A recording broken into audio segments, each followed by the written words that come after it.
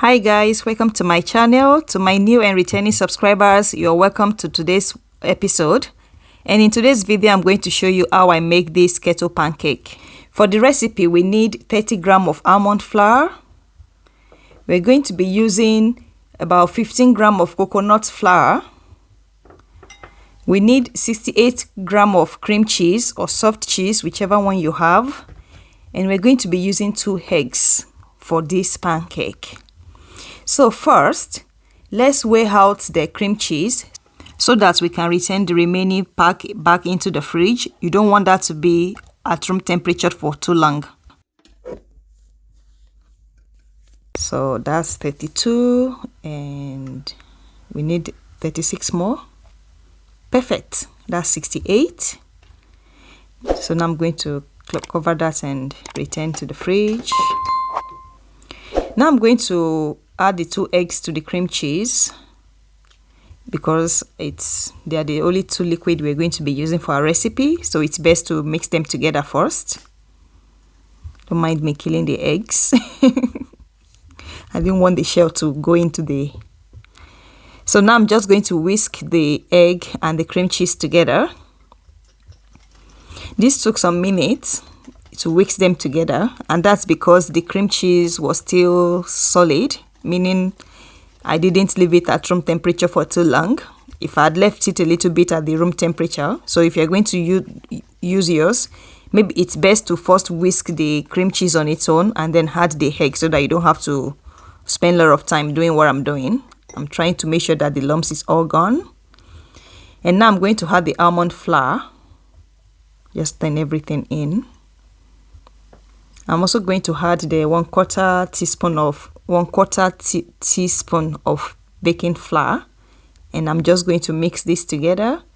I think I mixed this together for about 1 minute to be sure that the ingredient incorporated very well, because I don't want any lumps. You don't want to bite on lumps that contains the baking powder or the almond flour. So that's why I'm making sure that it's well mixed. And now I'm adding the coconut flour. When you add the coconut flour, you will observe that the consistency of the mixture is a bit of a better consistency than earlier. So it's like it thickens the whole mixture. That's why it's good to add the coconut flour. So if you don't have coconut flour, you might have to add more almond flour. So you can see that consistency. You can, if you try to raise the whisker, this should form a kind of ribbon. So I'm still trying to mix this together because I'm still observing some lumps. So you can see that consistency. That's the type of consistency you want to get. And this, now we are going to fry it. So if you have a very clean pan, put it on. Here I'm using butter. Now I'm just going to scoop this in small batches so as to be able to have a stack of pancake. You can see that when you leave with the coconut flour, it gives this a very good consistency. You can see that it's a bit thick. So I just scoop in a spoon, and I'm going to try and spread this so that it's not giving me a buns, rather a pancake. So just use your spoon to flatten the dough or the mix. And let it cook on low heat. If the heat is too much, it's going to get burnt at the other side. So I'm adding more oil so that this can go around the tip of the pancake. That will make it easy for me to flip when it's almost done. So you can begin to see the bubbles. You want to watch out for that, just like regular pancake. You know, when you see the bubbles, it means that the other side is cooking, and then you can be getting ready. So I'm going to wait a little bit more for the bubbles to... Now, flip. If you didn't see the bubble, that would have broken. You can see how beautiful that pancake look. Oh my, my, my. To continue cooking, and you want to have a beautiful golden color on both sides. And that signal that the pancake is actually well cooked. So you don't have, it's not going to purge you. And I prefer this pancake to the regular one, the one we use the regular flour. This is really, really filling. If you have this for breakfast, on this, I eat this pancake for breakfast. I don't feel hungry until 2 o'clock, which normally, if I have the regular pancake at 12, I'm already craving more sugar. Look at that golden, beautiful color. So let's see if we can make that white part cook a little bit more. So this is ready. We're just going to transfer this and make a stack.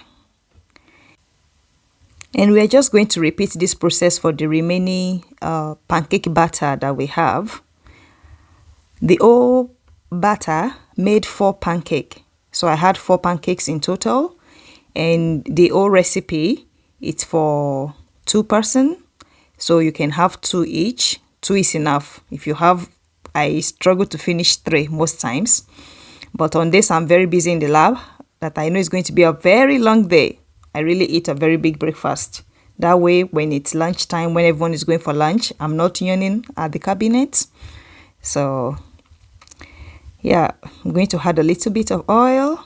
And you know the reason why I do that, right? To make sure that it cooks crispy from the side. That also makes it easy for me to lift the pancake. So if you're not using a non-stick pan, you need to add enough butter or any oil that you're using to bake to your pan. That way they will not stick. You can see those signal of bubbles coming through. That's an indicator that it's time for us to flip this pancake.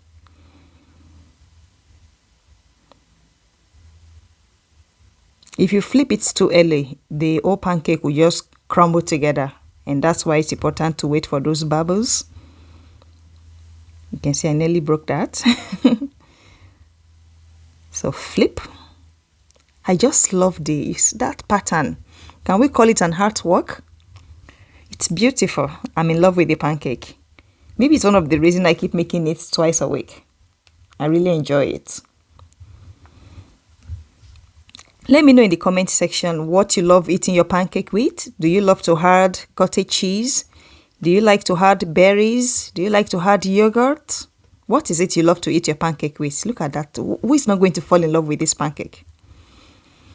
Definitely that will not be me because I'm already in love with my pancake, and that's why I'm sharing my recipe with you. This recipe is sugar-free. It's gluten-free. It doesn't require any binding, no psyllium, nothing. It's just a few ingredients that I showed you earlier that I used to make this beautiful pancake. And as I told you, I love to eat my pancake with cottage cheese. So this is me spreading all goodness of cottage cheese on my pancake. And you know, cottage cheese is high in protein. So apart from having already a healthy pancake, I'm adding extra protein to fill me up for breakfast. And on other days, I could just spray melted butter on it and put maybe some cream cheese. Some people love their berries. Some people love their pancake with just berries or just to add 0 calorie. It's called syrup. I don't like any of those syrup, trust me. So look at that. I'm almost half done with the pancake. I nearly finished that. And another day, the same recipe, I just fry it as a single pancake. I don't have time to separate them. And you know, in my earliest video, maybe sometime last year, I showed you how I make this single pan pancake. It's just you making the batter and adding it to the pan at once, cover it and put it on a very low heat. And adding chia seed increases the nutrition value of your pancake. Thank you for watching my video. I really appreciate you for watching to the end. You can please check out my other videos. And until next time, goodbye.